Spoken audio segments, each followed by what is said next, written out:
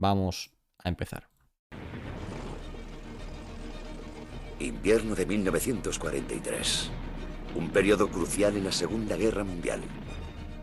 Dos de los más grandes generales de la historia se enfrentaron en la estepa rusa. Uno era Erich von Manstein, el estratega más brillante de Alemania. Hitler sentía un profundo respeto por Manstein porque, sin duda, era uno de los mariscales de campo más competentes que tenía, si no el más competente. Bueno, no se podían ni ver, ¿vale? Pero sí, obviamente sabía que era su mejor baza y la aprovechó. Aunque hay que decir realmente que esto es una cosa que no se tiene en cuenta. Existían muchos mariscales en Alemania, muchos. Lo que pasa es que parece que solo conocemos a 3 o 4, pero hay para aburrir. Mariscales y ya generales, hay cientos de generales. Y si os fijáis, realmente Manstein le dan mariscal de campo porque conquista Sebastopol y demás, pero nunca había comandado ejércitos, Manstein, nunca. Había otros muchos que sí, pero Manstein nunca había comandado ejércitos. Había comandado una división, la mayoría de ocasiones, tanto en Francia como en la Operación Barbarroja y demás, un pequeño cuerpo y tal. Luego en Crimea sí, que tiene un cuerpo más grande, pero nunca había sido mariscal de un frente entero, ¿no? O sea que también fue un reto para él. Y que en ese momento se le ponga a él por encima de mucha otra gente con más experiencia que él en esa tarea, fue sinónimo de que efectivamente, pues, de alguna forma se sabía, ¿no? Pero eso no quita para que no lo pudieran ni ver ni Hitler ni gran parte del alto mando alemán, que luego van a ser sus mayores enemigos hasta que se lo quitan de en medio. Un saludo, Franco. Franco Kir. Von Manstein era reconocido por todos los ejércitos de la Segunda Guerra Mundial como probablemente el comandante operativo más destacado. Frente a él estaba Georgi Zhukov, amo y señor del Ejército Rojo y brazo ejecutor de Stalin. Tenía muchísima sangre fría, tenía los nervios de acero y estaba preparado para ser implacable. Aquel invierno, Manstein iba a necesitar de todas sus habilidades. Las fuerzas de Zhukov le superaban ampliamente en número. Parecía que todo su ejército acabaría acorralado contra el mar. Un saludo, Javi. Fue entonces cuando Manstein ideó una nueva forma de guerra defensiva basada en una gran movilidad que alteraría temporalmente el curso de la guerra y se convertiría en una clásica maniobra militar. Y también permitiría que cientos de miles de soldados alemanes completasen una gran evasión.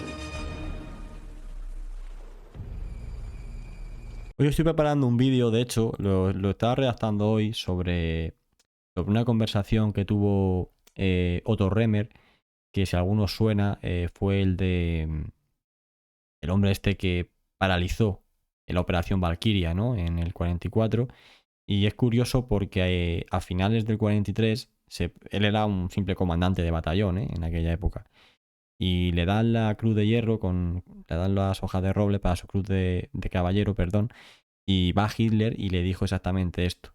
Él, o sea, un comandante, le insistió a Hitler de que lo que tenía que hacer el ejército alemán era crear 2 superformaciones de élite que fueran capaces de maniobrar y de seccionar cualquier ofensiva soviética y demás, un poco basado en lo que vamos a ver ahora.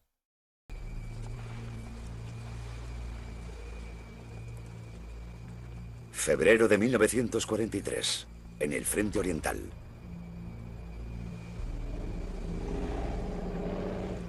El Ejército Rojo perseguía a los alemanes a través del sur de Rusia.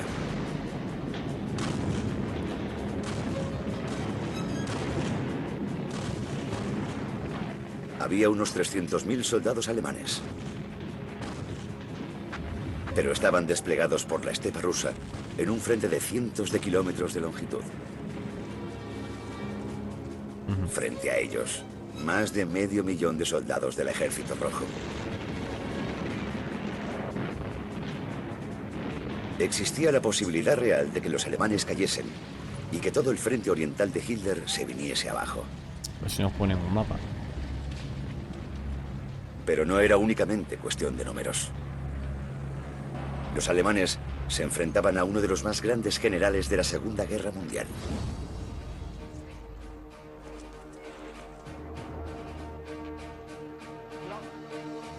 Georgi Zhukov era un hombre decidido a restaurar el respeto hacia el Ejército Rojo. Durante buena parte de 1941 y 1942 habían sido aplastados por los panzers alemanes. Una ciudad tras otra había sucumbido ante las fuerzas de Hitler. El ejército soviético había sido humillado. Pero en Moscú, las cosas habían cambiado. Zhukov se había plantado. Aquí, en otoño de 1941, había congregado a todas sus unidades para impedir la tentativa alemana de capturar la capital.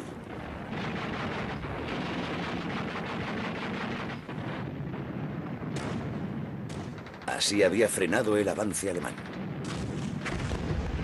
Y Zhukov se había convertido en un héroe nacional. Evan Mosley ha escrito ampliamente sobre el Ejército Rojo durante la Segunda Guerra Mundial. Con esa victoria en Moscú, de repente se convirtió en la imagen representativa del Ejército Rojo. Su fotografía apareció en la portada del Pravda como líder militar clave, y Moscú lo consolidó como un general de éxito. Ahí 9 nada, meses después, por hacer un breve comentario, la verdad que Zhukov también es muy interesante y a veces hacemos un programa especial sobre él, porque claro, o sea, lo que está comentando es verdad, o sea, Zhukov prácticamente estuvo detrás de cada operación y de hecho, pues desastres como por ejemplo el desastre de Kiev o incluso la segunda batalla de Kharkov no se hubieran producido si se le hubiera hecho caso. Lo que pasa que en aquella época el peso de Stalin era muy fuerte todavía. Luego sí que es verdad que Stalin va a ir dando más libertad y ya pues bueno, el Ejército Rojo va a poder librarse de de ciertas órdenes sin sentido que vienen desde arriba y que al final te condenan a un ejército. Pero claro, siempre tenía que ir jugando porque al final la Unión Soviética quien importaba era Stalin. Entonces, quiero decir que siempre hubo una tensión, es decir, esta victoria de Zhukov, sí, no, esta Zhukov es de Stalin, ¿sabes? Entonces, ya cuando terminó la Segunda Guerra Mundial, Stalin ya lo va a apartar, porque sabe que de alguna forma Zhukov supone un peligro, porque lo ha tenido que dejar, por así decirlo, hacerse famoso y le ha tenido que dejar cierta importancia para que el tío funcione y para que de alguna forma consiga ganar la guerra. Pero una vez que termine la Segunda Guerra Mundial, le dan un puesto sin importancia en una región apartada de Moscú y demás, y eso. Y tú estate ahí callado y no digas nada. O sea que es también una cosa muy, muy interesante. ¿Cómo ha cambiado la guerra hoy en día? Sí, no, o sea, no tiene nada que ver, en verdad. Zhukov Estas logró una barbaridades segunda ya, o sea. victoria, todavía mayor. Durante meses, la enorme ciudad de Stalingrado, a orillas del río Volga, había estado sitiada por las fuerzas alemanas.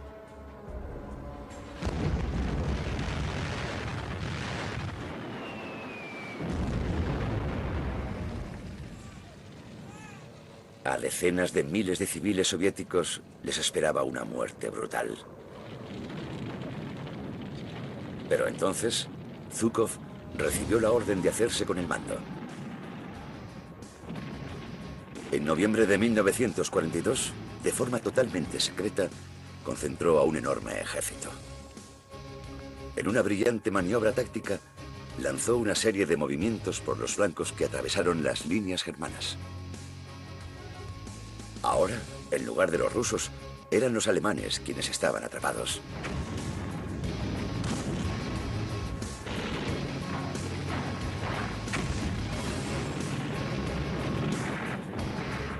Eso tampoco es tan así, ¿vale? O sea, es que me hace gracia porque el cerco de Stalingrado parece que se levantaron una mañana y ya estaba todo preparado y dijeron, cercamos y ya está, ¿no? Evidentemente, aquí ya hice un vídeo, eso se comenzó a preparar desde septiembre. O sea, desde 2 meses antes se comenzó a preparar el cerco y se comenzaron a mandar reservas a la zona y demás con la intención de hacerlo. No fue que siempre te venden como que fue totalmente improvisado de repente y ya está. No, no, no. De hecho, si hubiera sido por Stalin, porque la operación Urano no fue el primer intento de flanqueo del sector ejército alemán y de las tropas que había en torno a Stalingrado. O sea, ya se intentó en un montón de ocasiones en cuanto los alemanes se metieron en la ciudad. Lo que pasa que eran ataques, claro, muy débiles, que no habían tenido tiempo para concentrar reservas y además lo hacían muy cerca de la ciudad, donde los alemanes tenían a sus mejores unidades. Entonces ya llegaron a un punto en el que dijeron, no, no, vamos a hacerlo bien, vamos a planificarlo, vamos a concentrar tropas, vamos a atacar por los puntos más débiles de los alemanes y también vamos a hacerlo alejado de la ciudad, para que no nos puedan mandar rápidamente a sus unidades más potentes.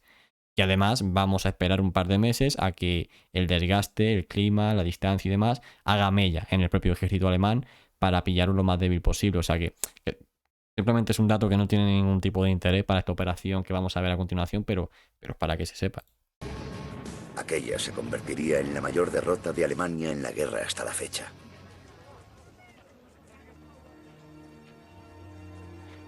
Casi 100.000 soldados alemanes fueron hechos prisioneros. Zhukov se convirtió en el general de mayor confianza de Stalin. Zhukov era el líder real del Ejército Rojo, especialmente a partir de mediados de 1942. Era alguien que Stalin utilizaba y en quien confiaba. Estaba preparado para ser implacable. Ejecutaba a los comandantes de división que se retiraban sin cumplir órdenes, y eso le ganó la aprobación de Stalin.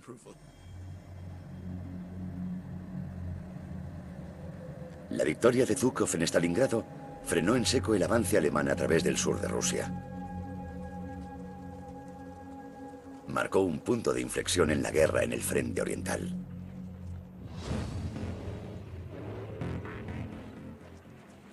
Ahora eran los alemanes quienes huían. El mayor general Mango Melvin es un experto en la guerra táctica y estratégica. El mapa muestra la situación estratégica en el frente oriental. Las fuerzas soviéticas empujaron a los alemanes hasta esta línea del frente.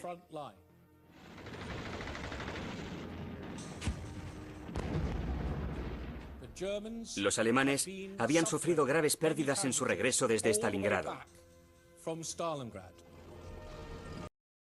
A ver, aquí tengo preparado un mapa mejor, ¿vale?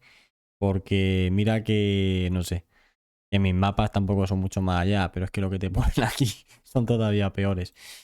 Como vemos, efectivamente, la situación es la siguiente.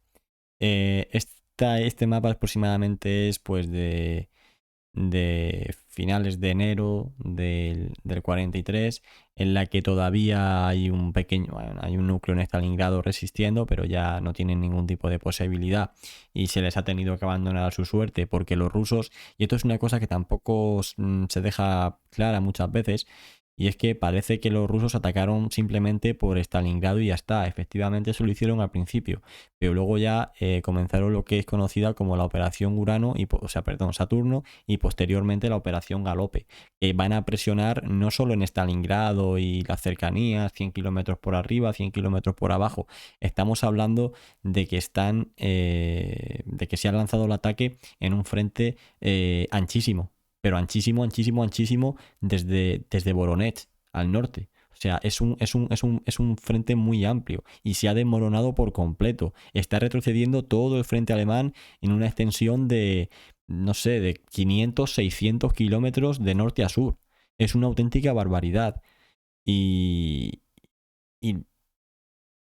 básicamente, además de que están cayendo una ciudad tras otra, como creo que va a decir ahora, hay riesgo de que el ejército alemán, que se está retirando del Cáucaso y que está también, como estamos viendo aquí, en torno al río Mius, quede completamente cercado y o sea, es el desastre más absoluto. No estamos hablando de una pequeña ofensiva, de una operación aquí, de que siguen presionando dirección a Rostov, ni nada. No, estamos hablando de que se ha lanzado desde más al norte de Voronezh hasta Rostov. O sea, es una auténtica locura la ofensiva. En el mapa no sale representada, pero bueno, espero que en este quede más claro. Un saludo, David. Coño, claro, que eres David de Molina. Pues bienvenido, tío. Nada, estamos viendo este documental que acabamos de empezar, así que nada, es buen momento para sumarte. Bienvenido, tío. En febrero de 1943, Zhukov continuó la ofensiva. Stalin ordenó una escalada de la ofensiva en la dirección general de Kharkov y Kiev, y en la cuenca del río Don, hasta el curso bajo del río Dnieper. Continuando mientras tanto la ofensiva desde el Cáucaso hasta cerrar definitivamente el cruce en Rostov sobre el río Don. Es una locura.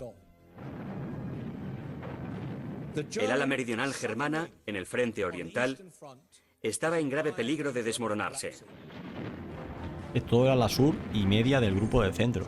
El plan de Zhukov era expulsar a los alemanes de las ciudades de Kharkov, Belgorod y Rostov, atraparlos contra el Mar Negro y una vez allí, aniquilarlos.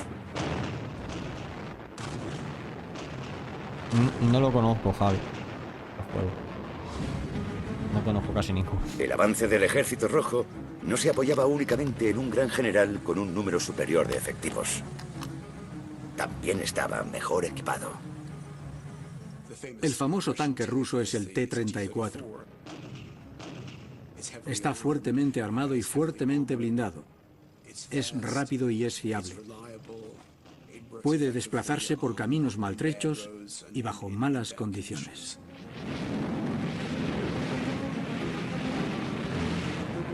Los rusos también contaban con el terrible lanzacohetes múltiple Katyusha.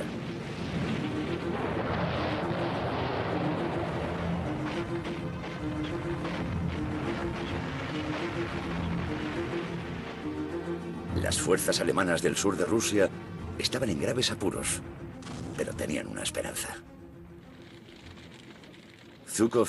Bueno, hago aquí un pequeño inciso para comentar que efectivamente en esta época... A ver... A ti no... ¿Qué ha pasado? Un inciso para comentar que en esta época la industria soviética estaba a plena producción. Ya se habían recuperado de Barbarroja, ya habían instalado sus fábricas y estaban a pleno rendimiento. Había comenzado también a principios del 43 a llegar ayuda estadounidense y la producción que tenía era altísima. Y eso fue efectivamente lo que le permitió lanzar ofensivas en todos los puntos del frente, porque no solo es aquí en el flanco sur, sino también atacaron Razev y también atacaron al sector norte donde estaba precisamente la División Azul. Y efectivamente, y eso se puede hacer porque se tiene mucho material disponible. Los alemanes le pasó todo lo contrario, o sea, no paraban de sufrir descalabros en todos sitios, a lo que le tenemos que sumar lo que estaba ocurriendo en el norte de África, con la derrota en el Alamein, con el desembarco de los aliados en Argelia y Túnez, y bueno, pues con el envío de un montón de material también a Túnez para mantener ahí una cabeza de playa y demás. Y pues podían mandar al frente oriental lo justo. La única ventaja, por así decirlo, que yo creo que tampoco se le puede llamar ventaja debido a que había muy pocos efectivos todavía, era que, como estamos viendo aquí en pantalla, pues tenían el Tiger. Les acababa de llegar el Tiger. A ver, no sé, ha pasado... Bueno. Era el único gran general sobre el campo de batalla.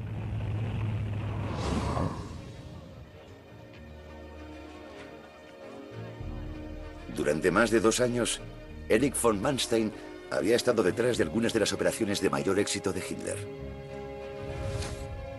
Richard Overy es un historiador de la Segunda Guerra Mundial. Manstein era en muchos sentidos el típico oficial pruso, extremadamente meticuloso, eficiente y muy profesional. Tenía el carácter y el espíritu militar profundamente arraigado, con un gran sentido del honor, la tradición y la disciplina. Se tomaba el ejército muy en serio, como parte de su vida. Sí, David, total. En otoño de 1940, Manstein había planeado y dirigido la invasión de Hitler de Europa Occidental. Los aliados esperaban un ataque directo a través de los terrenos llanos de los Países Bajos. Pero Manstein los había cogido a contrapié. Había enviado a las rápidas divisiones de Panzers a través de la boscosa región de las Ardenas, en un Francia. amplio movimiento envolvente que había aislado las líneas del frente aliado.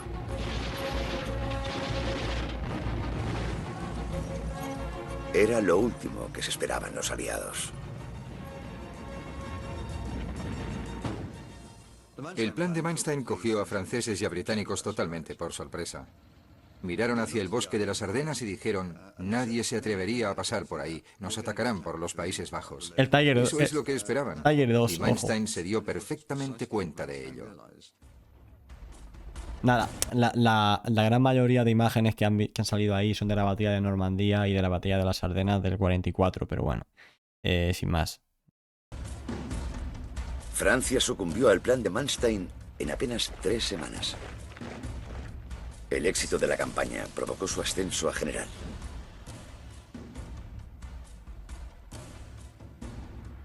Diez meses más tarde, ya era un comandante destacado en el Blitzkrieg, o ataque relámpago alemán que arrasó la Unión Soviética en verano de 1941.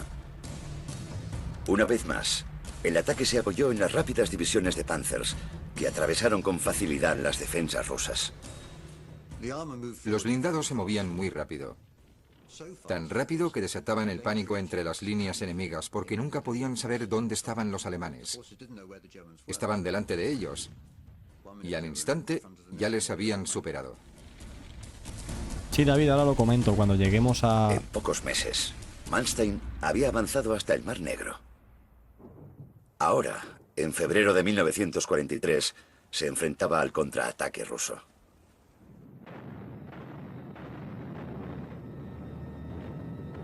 Toda el ala meridional del hasta entonces poderoso ejército alemán en Oriente corría peligro de desintegrarse.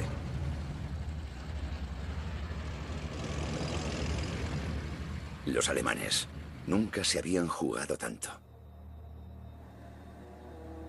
Es un punto de inflexión. Si Manstein perdía, cientos de miles de soldados alemanes podrían quedar atrapados y morir. Fue entonces cuando ideó una nueva forma de guerra defensiva extraordinariamente eficaz, que no solo cambiaría el curso de la guerra, sino que definiría las estrategias defensivas en los años venideros. De forma inmediata, convirtió lo que podría haber sido una matanza masiva en una gran evasión. Estamos hablando de un auténtico punto de inflexión, como comentamos, en el que el ejército alemán pues, ha sufrido un gran descalabro. Ha pasado a principios de noviembre del 42 a tener opción de hacerse con el canal de Suez y prácticamente con eso bloquear todo el tráfico y seguir avanzando hasta no se sabe dónde y hasta provocar la alianza de Turquía. Ha pasado de tener prácticamente consolidado el flanco sur del frente oriental con el petróleo del Cáucaso, que sí que vale, que a lo mejor no lo hubieran podido utilizar, pero se lo quitaban a los soviéticos y bueno, y ya se hubiera visto que hubiera pasado y demás.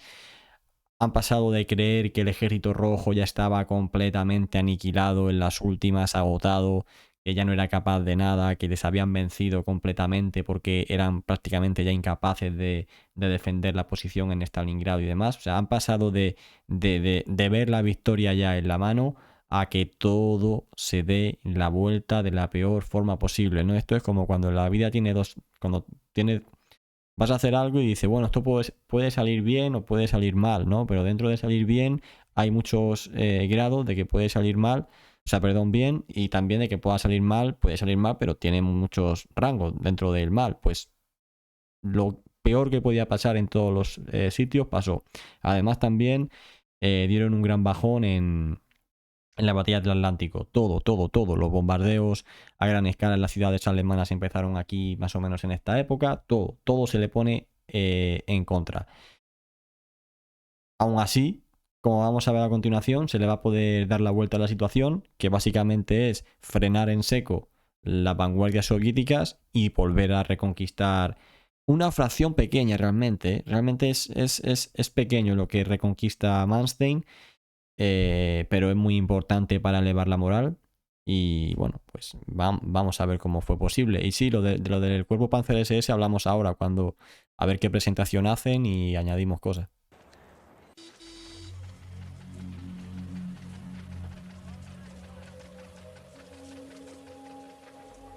...6 de febrero de 1943. Von Manstein viaja a Alemania para debatir urgentemente con Hitler las medidas a adoptar. Un informe alemán recoge el dramatismo de la reunión. ¿Qué dicen? Los hombres que esperaban se quedaron en silencio, y Hitler les saludó de medio lado, sin hablar. Acto seguido, estrechó únicamente la mano del mariscal de campo von Manstein y se produjo un silencio absoluto en la sala. Manstein informó de que Alemania tenía dos opciones. El comandante supremo debía enviar tropas adicionales o permitir que sus unidades se replegasen a posiciones más fácilmente defendibles. Pero para Hitler, la retirada era algo impensable. En primer lugar, consideraba los enormes yacimientos de carbón alrededor de Donetsk, conocidos como la cuenca del Donbass, como indispensables para el esfuerzo bélico alemán. El Donbass es una gran región industrial. Era importante para los alemanes que querían retenerla para sus propios fines y negarle el acceso a los rusos. Y era importante para los rusos que querían liberarla. Así que era una zona de una importancia considerable. Pero Hitler también se oponía vehementemente a la propia idea de ceder terreno. No era algo que debiese hacer un verdadero alemán. Para él se trataba siempre de una cuestión psicológica.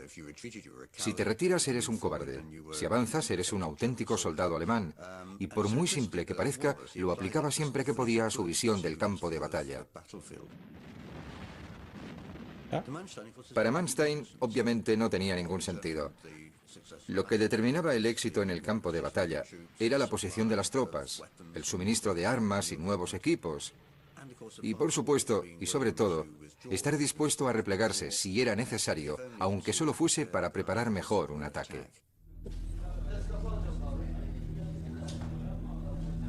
A ver si acaba la Tras reunión. concluir la reunión, Manstein regresó al frente oriental sin la promesa de la llegada de tropas adicionales, ni tampoco un acuerdo para la retirada. Para Manstein fue una época dura. Bueno, a ver, esta reunión evidentemente fue mucho más compleja de lo que de lo que han explicado ahí. En primer lugar, y como comentan, pues sí, querían paralizar la ofensiva. Hitler quería repetir algo similar a lo que pasó en diciembre del 41, cuando el ejército alemán más o menos se consigue mantener firme y aguanta la embestida soviética. Aquí no era posible porque el ejército rojo de finales del 41 no era el mismo que estaba atacando ahora. Y también pues los alemanes ya los pillaron completamente a contrapié y no había manera de fijarse en el terreno y resistir, ni muchísimo menos.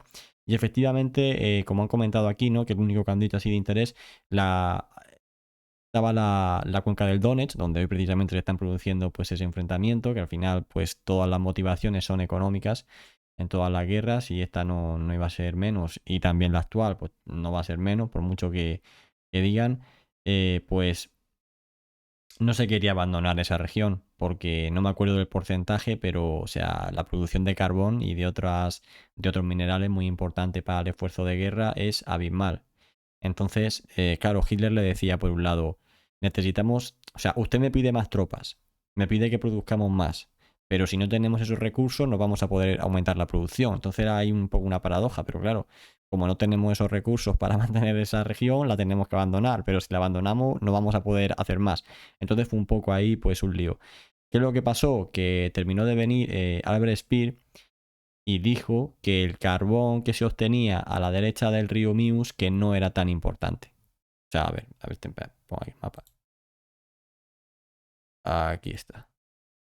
Que el carbón que se producía a la derecha del río Mius, entre el Mius y el Donetsk, que no era tan importante como el que se producía a la izquierda del Mius, que ese era donde hay muchos tipos de carbón, ¿no? Cada carbón tiene un poder calorífico, creo que se llama así la palabra, diferente. Hay carbón de mejor calidad y carbón de menor calidad. Entonces, el que realmente era importante era el del oeste, del río Meuse. Entonces, de alguna forma se autoriza la retirada, pero que se fije ahí, que se fije ahí. Entonces, pues bueno, más o menos llegaron a ese acuerdo. Hitler le dijo que efectivamente el segundo cuerpo Panzer SS se estaba trasladando a toda velocidad a la zona, también la división Großdeutschland y demás, o sea que si aguantaba un poco más, si aguantaban un poco, se iban a enviar refuerzos, pero no por nada, sino porque es que no se pueden mandar antes, ¿no? Que aquí muchas veces cuando hablamos de, no, oye, ¿por qué no mandaron más refuerzos? No, si una cosa es poder, querer, y otra cosa es poder, ¿sabes? Y en este caso se estaban enviando, pero obviamente las líneas de comunicaciones son limitadas. Y además también en esta época, si no recuerdo mal, se activó muchos comandos partisanos que estaban saboteando las líneas de ferrocarril que tenía Alemania en Rusia, por lo cual esto dificultó todavía más el transporte. Se suma todo, o sea, es que se suma todo. Los soldados y las divisiones no se pueden crear de la nada, se necesita mucho material, se necesita entrenamiento, formación, tal, y eso no puede surgir en una semana, eso se requiere en meses, por no decir años, pero bueno, sin más. Pero si a Alemania le sobraba carbón, ya Galieno, pero es que no solo había carbón ahí, no solo había carbón ahí, había otros materiales para hacer aleaciones y demás, para hacer proyectiles, para hacer armamento y para hacer blindaje y tal. No solo era carbón lo que había ahí. En el libro que mejor lo explican es en el de Manstein y la tercera batalla de Kharkov. Te lo recomiendo. Hay que tener en cuenta la distancia. Sí, claro, es que estaba muy lejos Alemania. Es que estamos hablando de un viaje que perfectamente duraba semanas. Semanas. Sí, el tema de... continuamos, a ver si dicen algo más.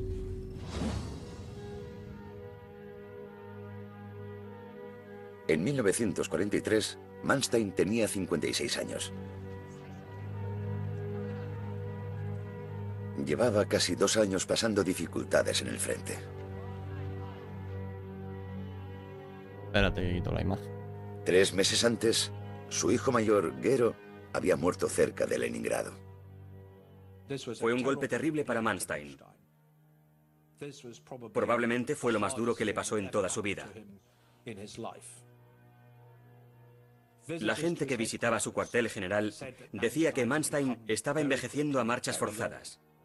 Eso le pasó a Model El también. teniente general Simon Mayall ha servido en Irlanda del Norte, los Balcanes y Oriente Medio.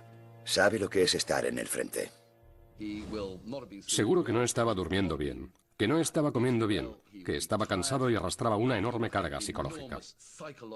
Tuvo una época muy solitaria, en la que era consciente de que si fracasaba, significaría la destrucción absoluta del ejército alemán en el sur de Rusia. Para complicar todavía más las cosas, Manstein nunca había sido miembro del partido nazi y tenía una relación incómoda con Hitler. Manstein, al igual que muchos otros militares veteranos, mantuvo sus distancias respecto a Hitler y al partido nazi. Se alegraban mucho, por supuesto, de conseguir victorias para Alemania, pero ellos no las consideraban victorias de Hitler. Y creo que eso produjo siempre una cierta tensión. Creo que Hitler sabía que Manstein era un poco escéptico. Manstein dijo a sus amigos que se sentía luchando una guerra en 2 frentes. Uno contra Hitler y otro contra Zhukov. Era un proceso agotador. Sí, de esto hay muchas frases. También Guderian decía que era más difícil luchar contra el alto mando alemán que contra los franceses. Pero bueno. Sí, efectivamente, David, con el carbón sé que sirve para todo. Sirve para todo. Pero ya digo, es que no recuerdo exactamente el nombre del mineral que había en esa región. Porque ya no se pueden retener tantos datos. Pero sí, era para fabricar armamento y demás. Además, aunque a Alemania le sobrase carbón en la cuenca del Ruhr y demás, o sea, aunque te sobre carbón, allí podían extraer X cantidad. Porque es materialmente imposible extraer más, aunque haya reservas. Pero aquí tienes otra fuente directa que puedes estar al mismo tiempo suministrándote de ahí. por lo cual doblas el carbón que puedes tener disponible o lo triplicas en un mismo momento. No simplemente que hay reservas acumuladas y demás. Y además ese carbón se iba a extraer con población local a coste cero, ¿me entiendes? O sea que no, es que es más complicado de lo que parece. Un saludo, Lokai. Bienvenido, tío, al directo. Estamos viendo aquí el documental de la tercera batalla de Kharkov. Cuando un comandante de alto rango como Manstein empieza a sentir que ya no goza de la confianza del liderazgo político, eso le desgasta muchísimo y socava realmente su capacidad para realizar su trabajo. Y eso lo agotó.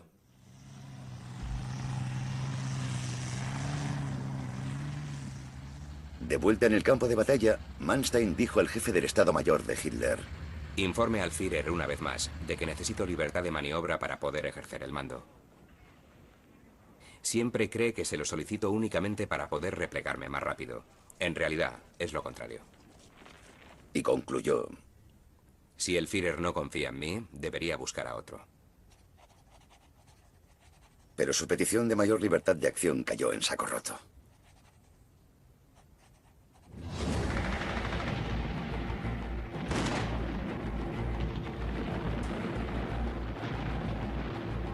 ...9 de febrero de 1943. La ofensiva de Zhukov estaba en su punto álgido.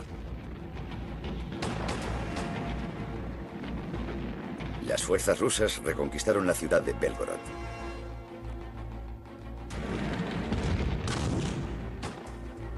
Pronto se estaban acercando a la ciudad de Kharkov desde 3 frentes. Era un objetivo importante. La segunda ciudad más grande de Ucrania y la cuarta de Rusia. El 13 de febrero, Hitler dictó la orden de resistir a cualquier precio. Miles de soldados alemanes intentaron defender la ciudad. Pero las fuerzas rusas de Zhukov volcaron todo su potencial humano y armamentístico. El clima se tornó gélido. Los alemanes estaban en inferioridad. Corrían el riesgo de ser aniquilados por defender inútilmente la ciudad. Manstein adoptó una decisión desesperada. Desobedeció deliberadamente a Hitler y ordenó una retirada. Comentó sarcásticamente: El ejército no tenía intención de sacrificar a ninguna unidad por Kharkov. El 16 de febrero, la retirada se había completado y el Ejército Rojo tenía el control de la ciudad. Kharkov era un símbolo realmente importante de la Ucrania industrial, así que cuando fue reconquistada por el Ejército Rojo, supuso un gran éxito para ellos y un duro revés para los alemanes.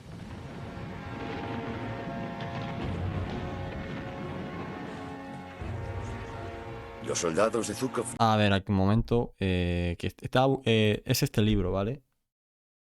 Es este libro en el que da el dato. Lo he intentado buscar, pero no lo tengo apuntado. O sea, no lo tengo apuntado qué mineral había. Pero bueno, te lo puedes imaginar. O sea, yo recuerdo que era eso. O sea, para fabricar armamento pero bueno, armamento, blindajes y demás.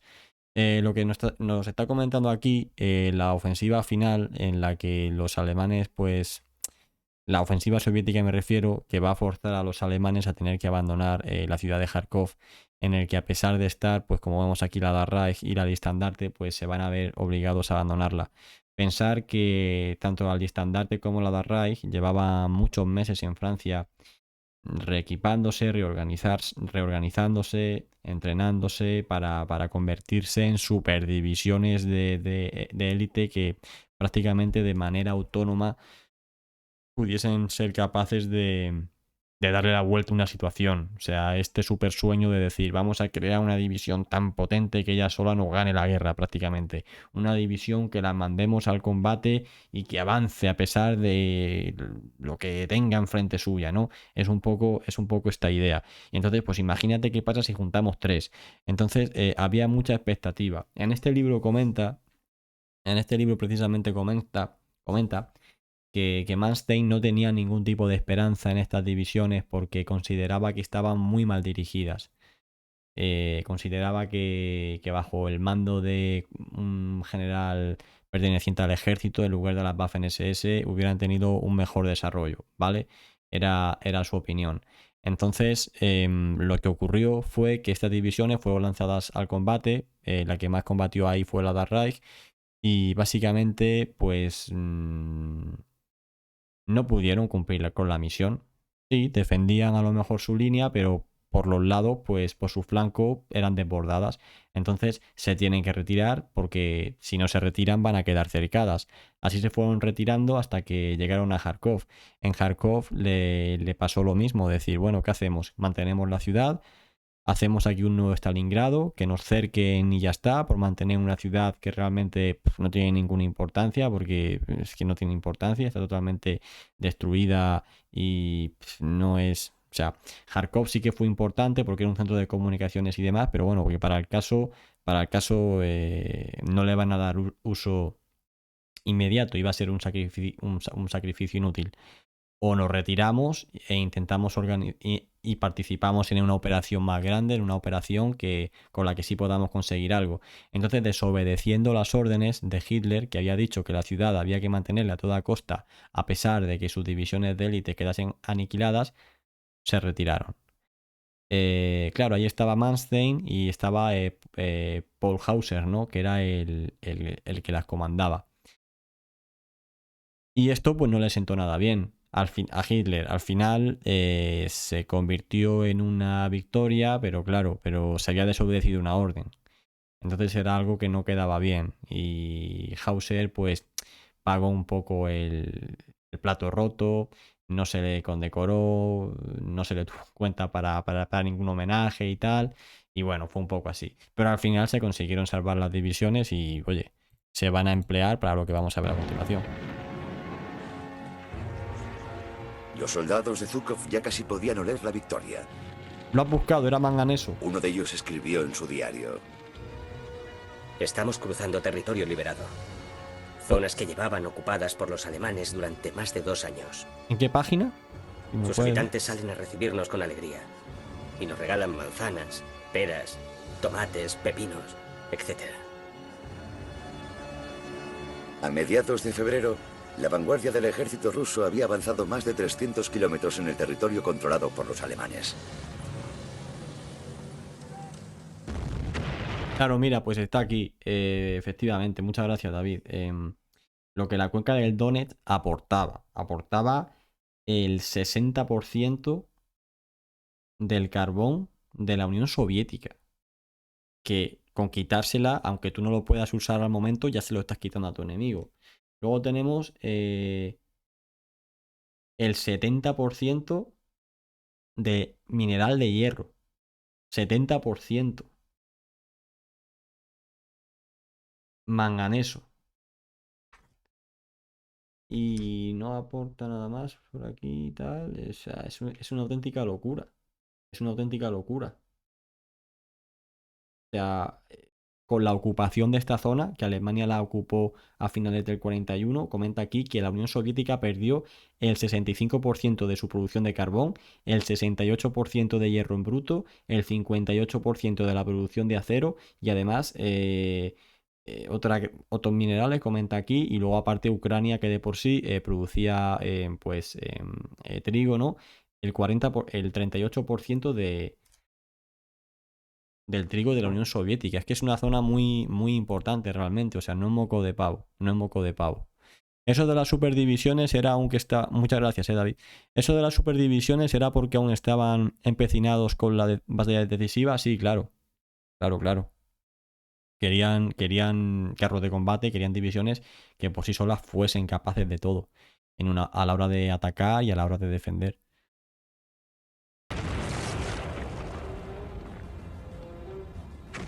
En su retirada, los alemanes hicieron todo cuanto pudieron por contener el avance ruso. Perdón, la imagen, el mapa. Volaron puentes, edificios y aeródromos. Destrozaron las carreteras y las vías de ferrocarril. fue una aplicación brutal de la política de tierra quemada. Pero irónicamente, aquello expolió a los rusos a realizar todavía mayores esfuerzos. Cuando los soldados soviéticos se encontraban con pueblos en ruinas, no cabe duda de que eso les motivaba a hacer lo que la propaganda soviética les decía que hiciesen: matar al mayor número posible de alemanes. Los alemanes estaban sirviendo la victoria en bandeja a Zhukov. Tan solo necesitaba seguir avanzando hasta completar su plan de empujar a los alemanes hasta el Mar Negro. La verdad es que sí, Javi. La verdad es que sí. Von Manstein iba a necesitar de toda su brillantez para salvar la situación.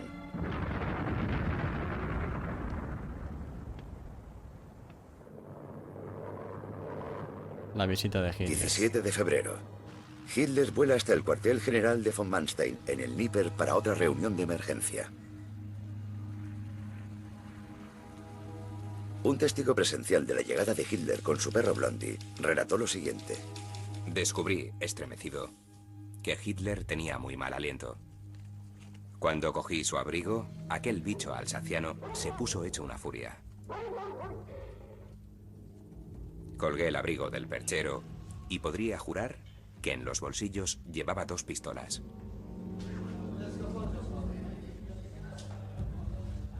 Hitler y Manstein discutieron durante 3 días. Hitler exigía el final inmediato del repliegue y la reconquista de Kharkov. Ahora Pero comentamos la Manstein, reunión. convencido de que los alemanes no contaban con tropas ni armas suficientes, sugirió una alternativa. El único problema, que contradecía directamente los deseos de Hitler. Ya está. El plan de Manstein consistía en una rápida y poderosa transición del repliegue al ataque. Se conoce como la defensa elástica o móvil. Si te retiras estratégicamente, puedes concentrar tus fuerzas, asegurarte de que cuentas con los suministros necesarios y no comprometerte en exceso. Y entonces eres tú quien puede elegir el momento de volver a entrar en acción y de convertir tu defensa en ataque. Es como el ajedrez. No piensas únicamente en los 2 o 3 primeros movimientos. Piensas en todo el plan de juego de tu oponente y desarrollas un conjunto superior de movimientos en su contra. En ciertos momentos puede parecer que estás perdiendo, que estás retrocediendo. Y justo en el momento en el que tu rival cree que va a ganar, lanzas un feroz contraataque que coge a tu rival completamente desprevenido. Bueno, esa reunión que hemos visto se produjo en un momento totalmente crítico para los alemanes. Más o menos más o menos era esta la situación del frente. Se acababan de perder Belgorod, se acababa de perder Kharkov. Hace poco también Paulus había capitulado en Stalingrado, se había abandonado el Cáucaso y los soviéticos parecía que no tenían fin, ¿no? Cuando antes hemos visto en la otra reunión que va Hitler que va Manstein a hablar con Hitler a la guarida del Lobo y tal, en la que se le da un poco permiso para que, entre comillas, haga lo que quiera, aunque tampoco le dan ese permiso, pero en cualquier caso lo que Manstein le transmite a Hitler en esa reunión es que confíe en él, que sabe lo que hace, confía en mí y tal, que voy a poder, que me estoy replegando, pero sé lo que hago, sé lo que hago, sé lo que hago. Pero claro, cuando llega allí, la situación es de decir, bueno, me has pedido que confíe en ti, pero no hacen más que retroceder esto por todos sitios. Entonces, Hitler fue realmente a ordenarle a Manstein que parase el repliegue ya de inmediato. Y como el otro siguiese con su discurso y tal de no sé qué, lo iba a destituir, de hecho. O sea, hay informes que indican que Hitler fue allí a destituir a Manstein directamente. Porque le estaba fallando en todo y no le estaba haciendo caso en nada. Y era en plan como una especie de insubordinado y encima al frente se estaba hundiendo, pues este tío va fuera y ponemos a otro. ¿Qué es lo que pasa? Que bueno, esto también imagino que habrá un poco de ficción, ¿no? Que le da un poco de emoción a esto. Que justo, como veis aquí en la flecha, la reunión era ahí en Zaporozhye, ¿no? Que ahí en Zaporozhye también es una ciudad que se ha hecho famosa ahora. Ellos estaban ahí en esa localidad de la reunión porque ahí Manstein tenía pues su cuartel y demás. Y también había habilitado un puesto para que fuese Hitler. Entonces, justo en ese momento informan de que ha habido una penetración soviética en el frente y de que las vanguardias soviéticas se encuentran más o menos a unos 60 kilómetros o 70 de donde están ellos reunidos y no hay nada por en medio. Es decir que, bueno, ¿existía un peligro de que los soviéticos capturasen a Hitler? Pues hombre, yo qué sé. Ahí. Hay un montón de vídeos en YouTube que ponen el día en que casi Hitler fue capturado y tal, ¿no? Porque vende mucho. Pero bueno, la realidad era esa. No sé, tampoco había motivos para salir corriendo de forma precipitada. Pero no sé cómo valoraron la situación en ese momento. En cualquier caso, Hitler salió, se tuvo que despedir de prisa y corriendo y ya pues Manstein le dijo que no se preocupara, que se iba a iniciar ya la contraofensiva, que le iban a dar la vuelta a la situación y tal, y entre las últimas promesas ya en plan desesperado y que Hitler se tuvo que ir, pues ahí se quedó la cosa y poco más tarde, unos días más tarde, ya Manstein sí va a iniciar la contraofensiva que vamos a ver a continuación. Manstein explicó su idea a Hitler en detalle.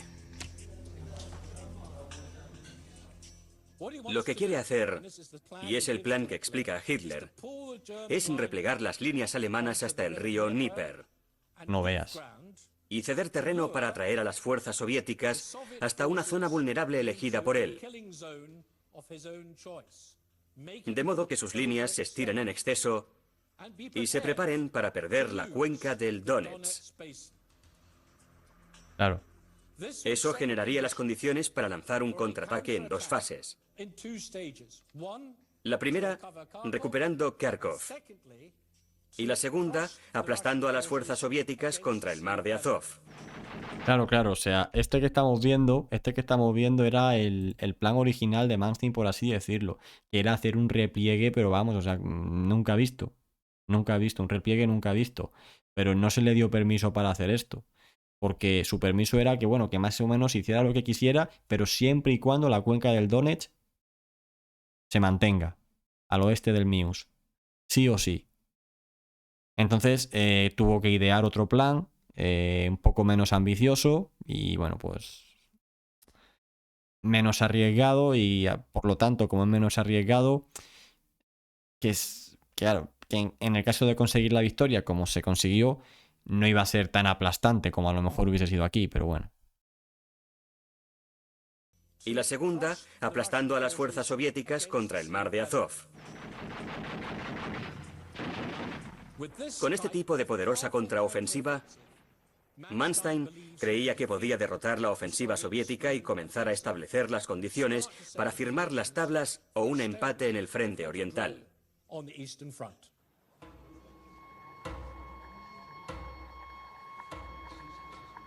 Pero Hitler odiaba toda la idea. Todavía no había entendido el concepto de retirada estratégica. Hitler no comprendía cómo se debe actuar en un campo de batalla. No comprendía cómo se ganan realmente las batallas.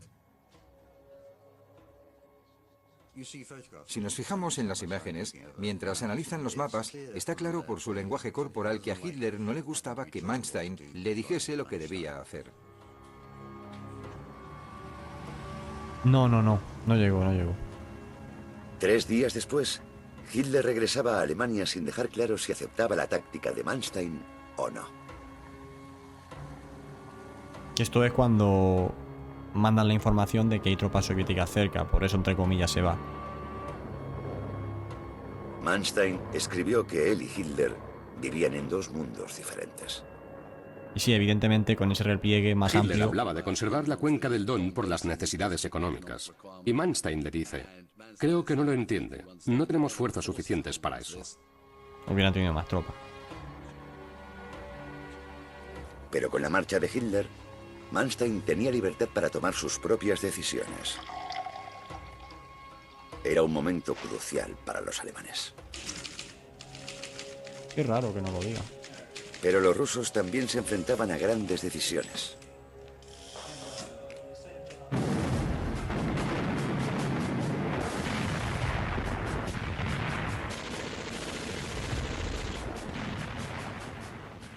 A medida que el Ejército Rojo se acercaba al río Dnieper, sus líneas de suministro comenzaron a agotarse. La ayuda aliada, en forma de tiendas, mantas, alimentos y radios, seguía llegando.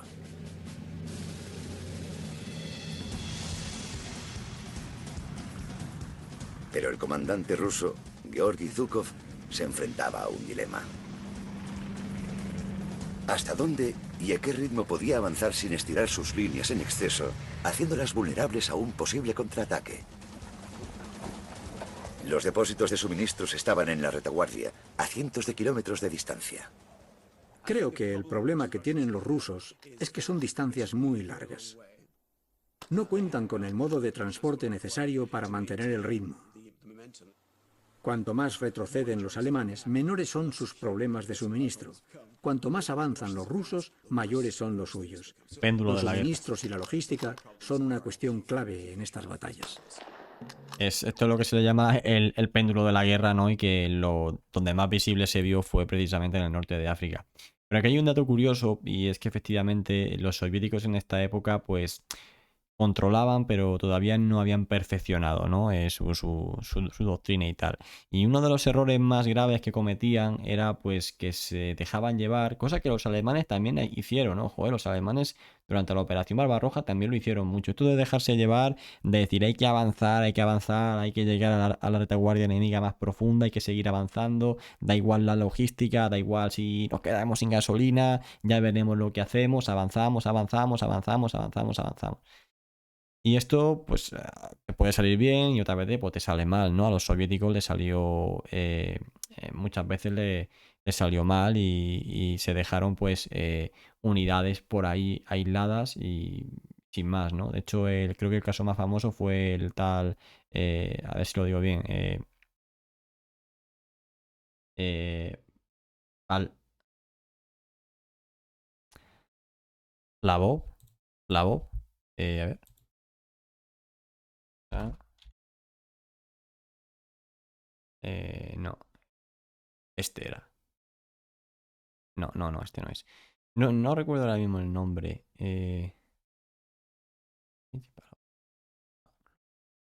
Bueno, el caso es que fue un general soviético que se metió allí, o sea, en la operación Galope, precisamente, se metió a por todas y se quedó aislado. Luego lo capturaron los alemanes y cuando terminó la Segunda Guerra Mundial, los aliados lo liberan. Los aliados occidentales.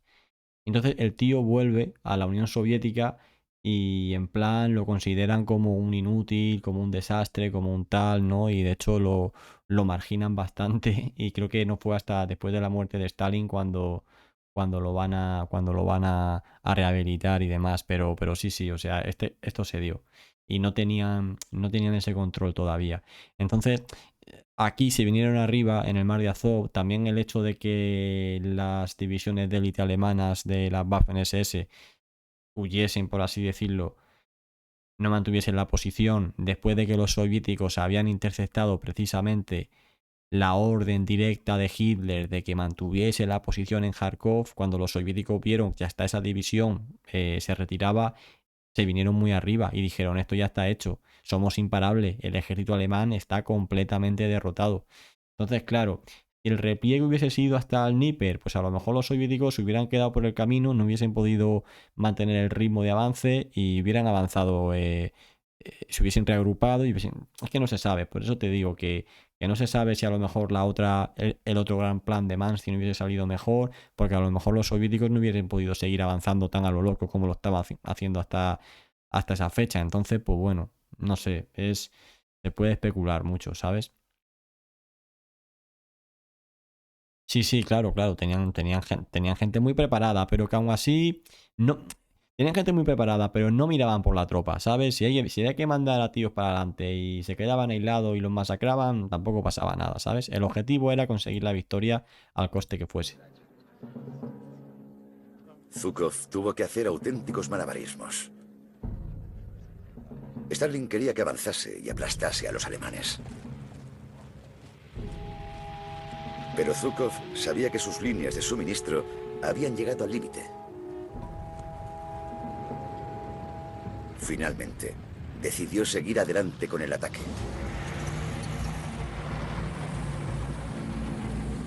Al hacerlo, se consoló pensando que estaba persiguiendo a un ejército derrotado y en retirada. Esa era su idea. El riesgo del avance ruso dependía de hasta qué punto se estirasen sus líneas de suministro. Cuanto más acelerasen el ritmo en un intento por ganar la batalla, más debilitarían sus propias fuerzas.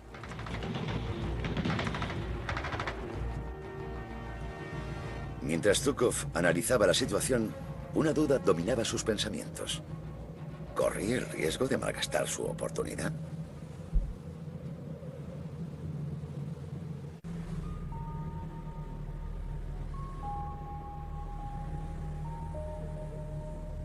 El 19 de febrero, Manstein preparó su trampa. Con el Panther, sí señor. Comenzó con una serie de repliegues tácticos.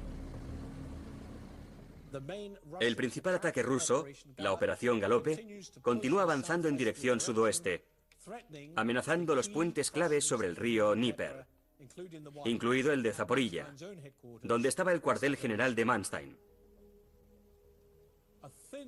Una delgada línea de fuerzas alemanas es insuficiente para contener dicha ofensiva. Manstein consigue justo a tiempo sacar al cuerpo SS de Kharkov, listo para formar una zona de seguridad aquí, alrededor de Krasnograd. A ver si pongo un mapa mejor. Esa era la primera fase de la trampa de Manstein. Concentraría parte de sus fuerzas en el flanco norte de Zhukov. Su misión sería ralentizar el avance ruso. Mientras tanto, las últimas fuerzas alemanas llegan desde el Cáucaso, y Manstein consigue reunir su principal fuerza de ataque aquí, al sur de la principal ofensiva rusa. Aquí, a ver, aquí lo vemos, a ver. Aquí lo vemos, ¿no? Lo que acaban de comentar, de cómo pues las últimas unidades que se estaban replegando de la zona del Cáucaso llegan, se termina de cerrar ahí la brecha, lo cual también pues permite crear ciertas reservas para defender el río Mius, que te sirve un poco como defensa de flanco, y luego efectivamente todas esas tropas que se han retirado de Kharkov y Belgorod van a ser reaprovechadas para seccionar esa vanguardia soviética que se estaba dirigiendo hacia Zaporizhzhia o hacia también la costa del Mar de Azov. Los van a seccionar, los seccionan, a toda la vanguardia la dejan aislada, que creo que era Popov, creo que era el general Popov el que se va a quedar ahí aislado, y luego una vez que los seccionen, ya los rusos se quedan completamente pues descolocados, y entonces, porque no se lo esperan para nada, ¿no? Le va a pasar un poco como a los alemanes en Stalingrado, que cuando ya pensaban que estaba todo ganado, de repente los dejan aislados, y una vez que le dan ese mazazo descomunal, van a continuar avanzando hacia el norte, como vamos a ver ahora. Veo muchos Tiger, claro, y Panther, están sacando de todo. Realmente las imágenes no son... Yo creo que las imágenes que están sacando son del invierno, pero del 44. Y en vez de sacarte la del invierno del 43, están sacando la del 44. Pero bueno. Sí, claro. Hauser dijo que no. Que él no iba a sacrificar que él no iba a sacrificar a su tropa. Estaba muy orgulloso de lo que tenía y no le iba a sacrificar porque no tenía sentido. Su misión sería perforar y destruir la principal línea de ataque de Zhukov. La maniobra fue una extraordinaria proeza logística. Trasladar a un ejército que englobaba a cientos de miles de personas, a miles de tanques, a miles de vehículos no blindados y cantidades enormes de provisiones en mitad del absolutamente salvaje invierno ruso es una hazaña digna de un genio de la logística.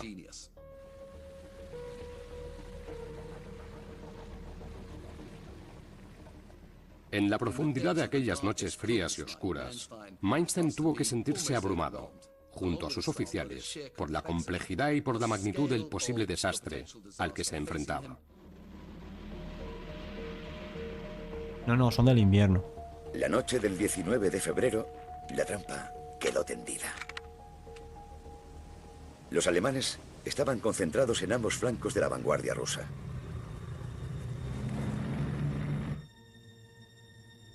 Tanto Zhukov como Manstein se estaban embarcando en una de las apuestas más grandes de sus vidas. Aquel que ganase dominaría la guerra en el frente oriental durante el futuro inmediato.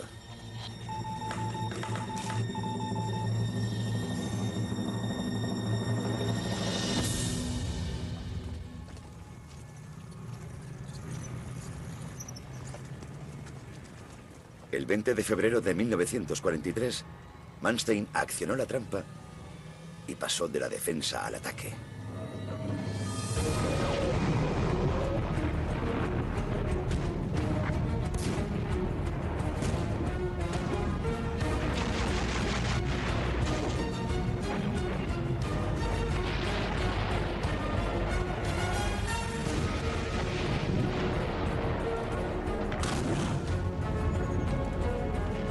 Tras semanas defendiéndose, el cambio fue bien acogido por sus hombres. La primera fuerza se desplazó desde Krasnograd para atacar el flanco norte de los rusos. Bueno, Eso implica un ataque menor en esta dirección, para ralentizar la principal ofensiva soviética, mientras que la mayor parte de su ejército ataca en dirección norte, para derrotar a estas fuerzas soviéticas.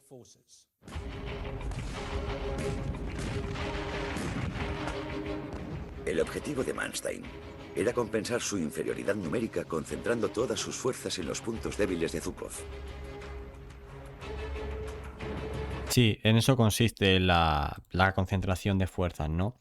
Como hemos comentado antes, los soviéticos eran muy superiores numéricamente, pero estaban atacando en un frente muy ancho. Al final lo que hizo Manstein fue concentrar al mayor número de tropas posible en estas dos pinzas, cercar la vanguardia soviética y entonces fue subiendo de sur a norte, a pesar de que en la zona de Kursk los soviéticos aún seguían presionando, iban comiendo terreno a los alemanes al mismo tiempo que esto estaba pasando, pero luego ya, aunque los soviéticos, por decir algo, son 100, pero son 100 de forma escalonada. Pero si tú juntas 10 abajo, siempre va a ser 10 contra 1, 10 contra 1, 10 contra 1, 10 contra 1 y así progresivamente hasta arriba, que luego eso es lo que van a hacer también los soviéticos, lo van a utilizar a su favor cuando luego lancen, yo que sé, operaciones como Bagration o operaciones como Donetsk y demás, van a hacer eso, o sea, van a concentrar un montón de tropas, van a atacar a un frente alemán que está defendido de forma estática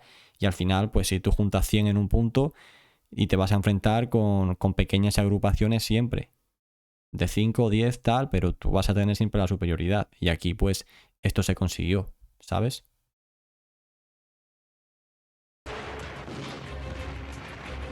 Sabía que las divisiones de élite del Ejército Rojo ocupaban la vanguardia del frente. Más atrás venían los soldados menos experimentados. Lo subiré al canal secundario, te lo he puesto ahí por texto, El Belakov. combate fue rápido y virulento. Zhukov tenía la reputación de no haber perdido nunca una batalla. Fue una batalla dura porque por entonces el Ejército Rojo tenía la moral por las nubes. Pero el ataque cogió a los rusos por sorpresa. Con sus unidades más experimentadas en la primera línea de frente, no tenían cómo responder. Esto es otro detalle importante, dice, cogieron a los rusos totalmente por sorpresa, efectivamente. Es que aquí una de las... Esto también le pasaba a Rommel, ¿no? En África, que como se saltaba en la cadena de mando, por así decirlo, y la orden no venía escrita directamente desde el cuartel general, que solía ser interceptada, aquí los rusos no se enteraron de nada. O sea, no se enteraron de nada porque fue un poco pues una improvisación que no fue comunicada desde arriba. Entonces, claro, en base a los informes que habían recopilado de la inteligencia y demás, y que le pasaban también los británicos, claro, ellos habían interceptado la orden de que había que aguantar en Kharkov. Y cuando ven que se retiran, dicen, joder, se están saltando su cadena de mando, esta gente está derrotada, no lo siguiente. Y ahí está también otro factor que influyó para que la operación tuviese éxito, y es que no fue detectada, y una de las cosas por las que no fue detectada es por eso, porque no se podía interceptar, porque no fue comunicada desde arriba hacia abajo, ¿sabes? Un saludo, Misterio. No sé lo que comentas, tío, del Choca, de que no saludo al Choca, pero bueno, sí. Haz lo que consideres, tío. Bienvenido al stream, si te quieres quedar. Un saludo también, Mocho Arana. Menudo repaso le dio von Manstein. Pues sí, un poco sí, la verdad. Bienvenido, tío. A los dos. Es difícil para los rusos. Deben cambiar su idea preconcebida sobre si el ejército alemán está acabado o no. Y la respuesta parece ser que no, que los alemanes son más resistentes de lo que ellos se esperaban. Los alemanes también contaban con el nuevo tanque Tiger.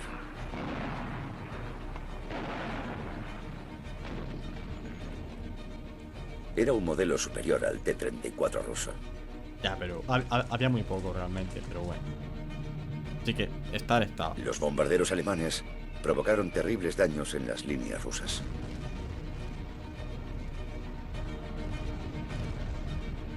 Los rusos comenzaron a quedarse sin combustible ni munición. Sus tanques, en concreto, necesitaban reparaciones urgentes, pero sus unidades de reparación estaban a kilómetros de distancia de las líneas del frente, demasiado lejos para poder resultar de alguna utilidad.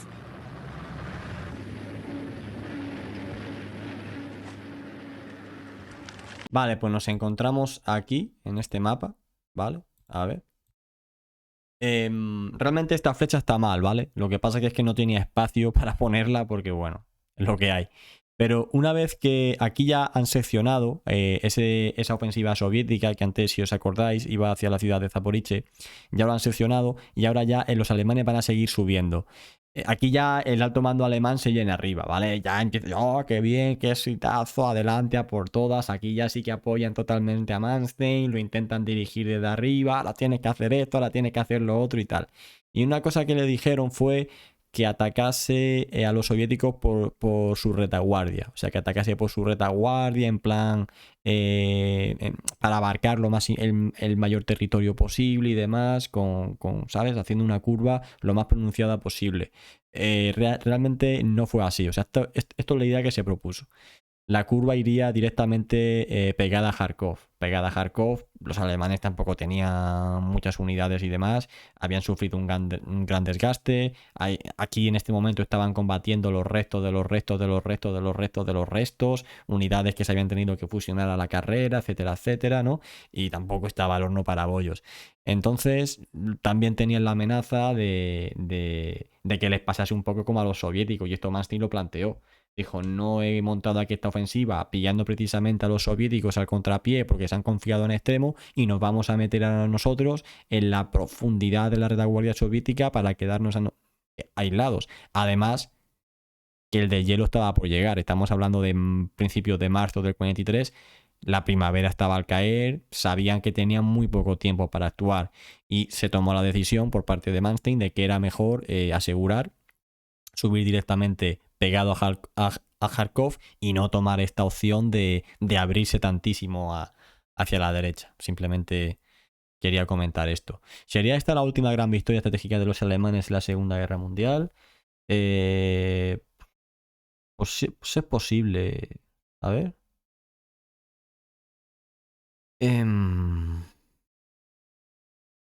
Es posible que sí. Es posible que sí. Luego hubo alguna vez, pero no fue tan importante como esta, sí. Desesperadas, las unidades de Zhukov se abalanzaron hacia adelante. A pesar de que eso las alejaba todavía más de los suministros. Me pasa igual, Moncho. Creo que uno de los errores de los rusos fue que no esperaban que los alemanes serían capaces de reagruparse de una forma tan eficaz. Los alemanes demostraron una resistencia extraordinaria, demostraron una gran capacidad para improvisar, incluso estando al borde del desastre.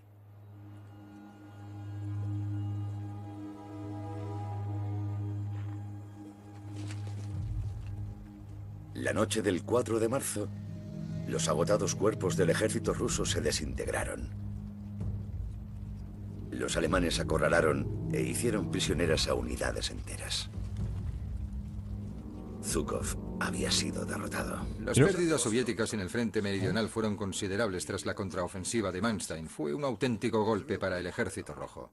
Creo que unos 100.000 capturan, creo. Más otros 100.000 de bajas. Los alemanes más o menos afirmarían posteriormente haber contado 23.000 soldados rusos muertos en el campo de batalla. Y haber capturado a decenas de miles de prisioneros rusos. me dicen el dato. Sí. La contienda había dado un asombroso vuelco. Pero Manstein no había terminado todavía. No, yo tampoco, David. Creo que... De hecho, en Prokhorovka ganaron. Con las tropas de Zhukov exhaustas y en retirada, Manstein sacó partido de su ventaja. Ahora ya era subir hasta que pudieran. No quedaba otra. Avanzar lo máximo Sus posible. fuerzas regresaron a Kharkov. El 10 de marzo, los alemanes estaban a las afueras del norte de la ciudad. Durante 3 días, se produjeron violentos combates casa por casa. Los aviones y los tanques alemanes avanzaron intentando reavivar la tradición del Blitzkrieg o ataque relámpago de inicios de la guerra. La aviación alemana bombardeó las posiciones rusas en Kharkov, destruyendo lo poco que quedaba de una ciudad ya en ruinas.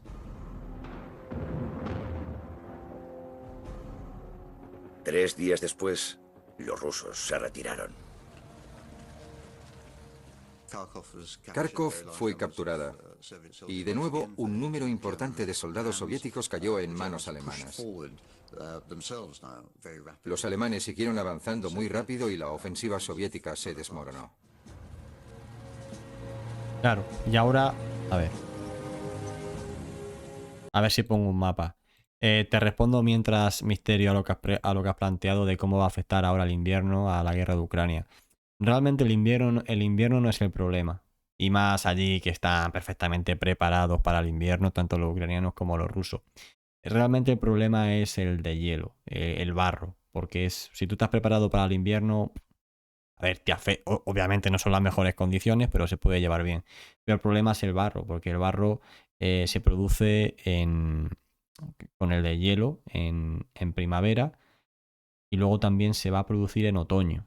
Hay 2 fases de barro y el barro es lo que te hace que sea imposible avanzar porque todas las carreteras quedan colapsadas. En esta época, que no estaban en la Unión Soviética, la mayoría de carreteras no estaban asfaltadas. Ahora imagino que no será tampoco muy a ver, supondrá un hándicap sin duda, pero no será como la Segunda Guerra Mundial porque todo en Ucrania está asfaltado. Entonces, pues bueno, no son las condiciones óptimas para el combate, pero que no va a ser tan catastrófico como la Segunda Guerra Mundial, te quiero decir. Vale, a ver si coloco aquí. Vale, yo creo que esta imagen nos vale. Lo que va a pasar ahora, ¿vale? Que una vez han llegado a Kharkov y a Belgorod, los soviéticos han seguido avanzando en Kursk. O sea, ellos siguen avanzando en dirección, digamos, hacia el oeste de Kursk, ¿no? Entonces, el segundo ejército alemán, si no recuerdo mal, es el que está aquí, en Kursk, delante de Kursk. Va a empezar también una ofensiva y los soviéticos, que van a tener que reforzar su flanco sur y ya se ven ya superados por la situación porque han sufrido un gran descalabro, van a retroceder en todo el frente. Entonces va a ser debido a esto por lo que se cree el saliente de Kursk, que va a ser el centro de atención de la próxima campaña de verano. 3 días después, las fuerzas de Manstein reconquistaban Belgorod. Y Pero cuando llegan a Belgorod, el ejército alemán ya ha perdido el impulso. Ya han llegado las lluvias y todos los vehículos blindados y rodados tienen que detenerse. Sí, y Raus también creo que está aquí también metido. Con el deshielo de la primavera, los movimientos militares se volvieron imposibles. Los 2 bandos se quedaron en punto muerto. ¿Lo ves? El problema Pero del barro. había sido una impresionante victoria para Manstein. Un hombre conocido por su dominio del ataque relámpago había creado una nueva forma de defensa con gran movilidad. Ante esto no puede hacer nada.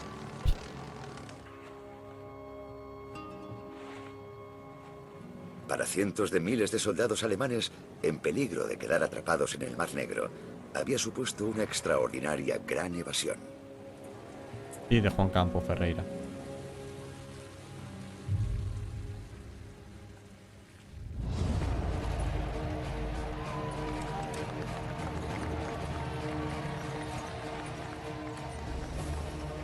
Durante el verano de 1943, a medida que el Ejército Rojo crecía en efectivos y en organización, las fuerzas de Hitler volvieron a verse contra las cuerdas en numerosas ocasiones.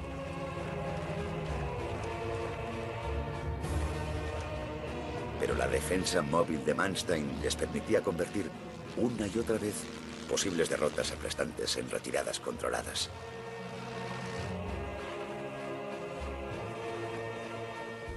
En todas ellas, Manstein compensaba su inferioridad de efectivos con velocidad y agilidad.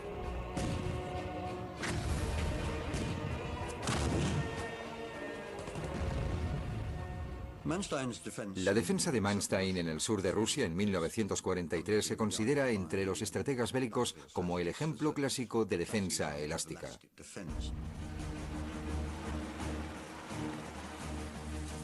6 meses más tarde, la estrategia defensiva de Manstein permitiría a más de 500.000 de soldados alemanes replegarse y cruzar a salvo el río Dnieper.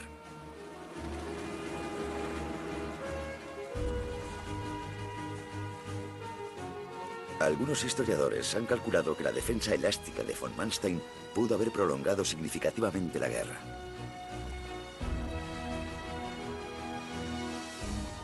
La capacidad de Manstein para dirigir una enorme batalla de maniobras y contramaniobras retrasó el final de la guerra, según mis cálculos, como mínimo entre 3 y 6 meses, tal vez un año. Bueno, antes de entrar, que creo que parece que va a entrar en otro tema, efectivamente, o sea, esta forma de actuar, ¿no? Esta defensa flexible, Manstein la va a intentar hacer más veces sobre este repliegue hacia el Dnieper y luego también a lo largo de todo 1944. Sí que es verdad que ya aquí la situación es catastrófica. Ya se ve que no, que la gran apuesta del verano del 43 en Kursk ha fracasado y ya no hay esperanza, ¿no? No se esperan esos nuevos refuerzos y tal, que en esta ocasión sí se esperaban.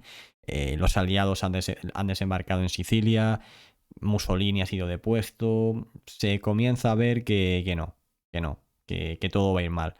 Y Manstein va a intentar repetir esto en más ocasiones, lo que pasa que va a tener dos problemas. El principal es que ya no se le va a dar tanta libertad de acción porque no para de retroceder en todos sitios y ya no, poca cosa se puede hacer. Y luego también que los soviéticos no son tontos. A los soviéticos lo pillan una o dos veces, pero luego ya aprenden de sus errores.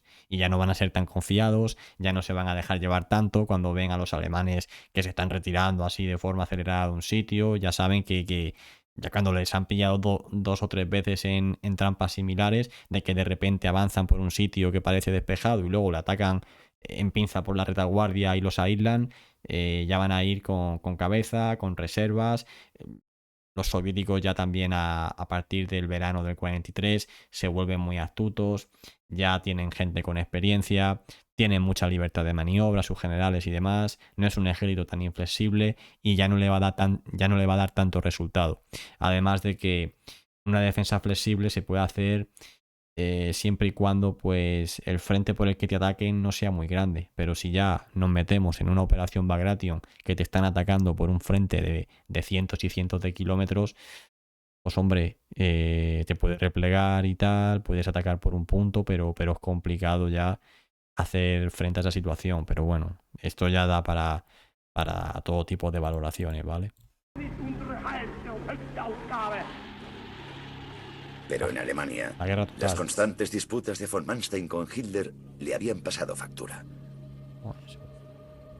Su disposición a ceder territorio contradecía todos los instintos de Hitler. Seguía habiendo una relación incómoda entre él y Hitler. Creo que Hitler siempre se dio cuenta de que Manstein entendía y podía gestionar el campo de batalla de una forma mucho más eficaz que él. En marzo de 1944, Hitler relevó finalmente a von Manstein de su puesto. Tengo un vídeo preparado de esto. La táctica de Hitler cuando quería deshacerse de un general era sugerir que ese general estaba enfermo o que le vendría bien algún tipo de descanso. Y eso fue lo que hizo con Manstein. Finalmente, a principios del verano de 1944, Hitler le dejó al margen y Manstein terminó la guerra inactivo. Uno de los generales con mayor talento de Alemania asistió a los últimos meses de la guerra desde su hogar. Pero no fue porque no lo intentase, ¿eh? Que Manstein se presentó varias veces en el búnker de Hitler en Berlín ya en 1945 y pidió que le diesen un cargo, o sea, que no le importaría que le diesen un puesto y tal. Sí que es verdad bueno, esto es que lo tengo preparado en un vídeo que lo publicaré dentro de poco. Sí que es verdad que esto yo creo que lo hizo con la intención de decir, bueno, oye, se va a acabar la guerra, yo ya no soy nadie, entre comillas, porque hace más de un año que no tengo ningún tipo de mando militar. Y oye, pues si la puedo acabar como yo que sé, oye, que me den lo que sea, ¿sabes? Que me den lo que sea, ya sea en el frente oriental o si en el frente occidental mejor. Y yo pues estoy en una posición mucho más favorable para rendirme. Todo apunta a que fue por eso. Pero en cualquier caso no le hizo caso. Cuando fue al búnker de Hitler y tal, no lo recibe. No lo recibe y se le ignora ya por completo.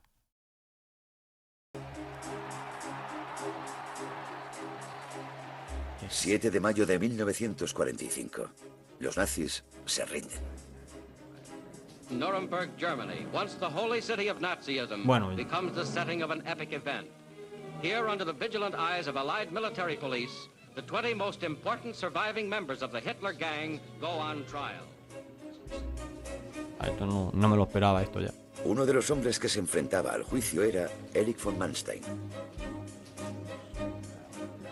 Pero inesperadamente contaba con partidarios en el bando aliado que veían en él a un soldado profesional y no a un nazi.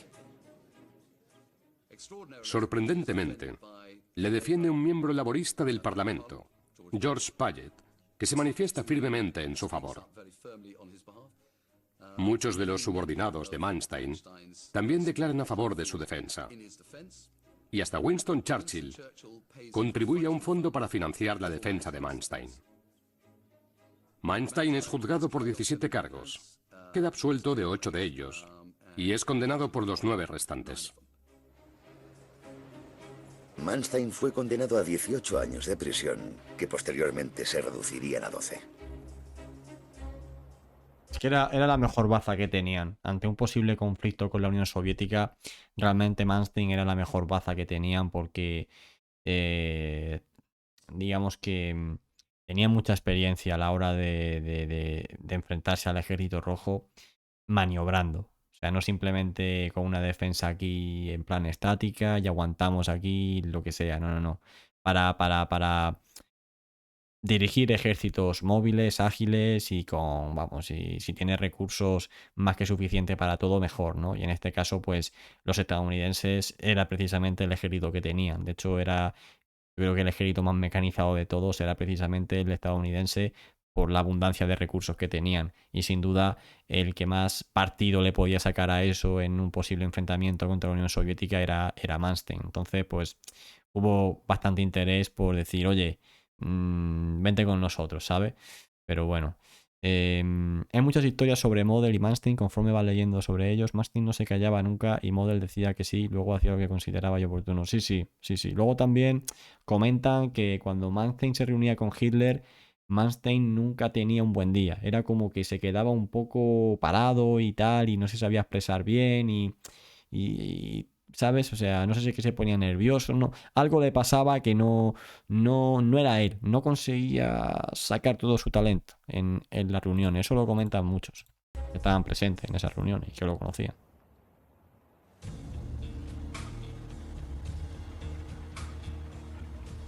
Mientras tanto, el mundo seguía adelante. La Segunda Guerra Mundial fue sustituida por la Guerra Fría. Sí. Esa anécdota. Las fuerzas occidentales y soviéticas se enfrentaban separadas por el llamado telón de acero. En la zona oriental, el antiguo enemigo de Manstein, el mariscal Zhukov, ahora ministro de Defensa de Stalin, formó un enorme ejército que superaba ampliamente los efectivos de la OTAN en Occidente. Hay un paralelismo muy interesante entre la situación de enfrentamiento con la OTAN en Alemania durante la Guerra Fría y el enfrentamiento con las fuerzas alemanas en el frente oriental. Había una enorme fuerza soviética dispuesta a lanzar un ataque contra la OTAN.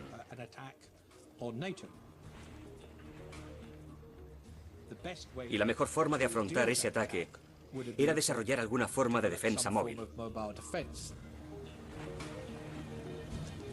Fue entonces cuando los líderes occidentales recurrieron al experto obvio, Erich von Manstein. Tras cumplir solo 4 de los 12 años de su condena, quedó en libertad. Manstein, el genio que había estado detrás de la invasión de Europa Occidental en nombre del fascismo, se convirtió en un defensor de la democracia occidental. Dado que había sido capaz de distanciarse de los aspectos más desagradables del Tercer Reich, y dado que estaba claro que había desempeñado un papel importante en los éxitos operativos de las Fuerzas Armadas alemanas, Occidente estaba muy interesado en lo que podía ofrecer. Un saludo, Conan. Bienvenido. Durante los años siguientes, Manstein se convertiría en asesor de la defensa de la OTAN contra el Ejército Rojo. Casi nada. He descubierto numerosas pruebas de simulacros de guerra y otros materiales que demuestran que la OTAN había examinado cuidadosamente lo que había hecho Manstein, especialmente en el contraataque de Kharkov en 1943, como un modelo para ese tipo de contraofensivas.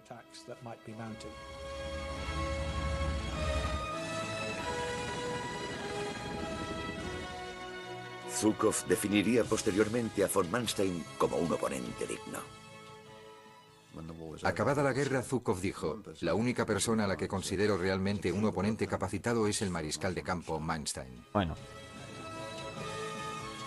Model no lo fue porque Hoy no en tenía día, recursos. las tácticas elaboradas por Manstein hace más de medio siglo siguen estudiándose en las escuelas militares, donde se consideran no solo un ejemplo paradigmático de la estrategia defensiva, sino también el motivo de una de las grandes evasiones de la Segunda Guerra Mundial. Bienvenido, Vladi. Sí que es verdad que... Vale, ya he terminado. Sí que es verdad que no le dura mucho. O sea, sí que es verdad que lo cogen y tal cuando sale de la cárcel, pero no lo mantienen mucho tiempo. Enseguida lo apartan también, ¿eh? Enseguida lo apartan y no está... No es que ya esté toda su vida ya en plan dirigiendo, no. Enseguida lo apartan y tampoco... En cuanto le sacan, ¿sabes? En cuanto le sacan la información y tal, y Manstein también se hace mayor, se hace viejo y no va a estar ahí siempre en plan, ¿no? Como lo han vendido aquí, luego ya lo apartan y ya pues se desentienden un poco de él. Pero bueno,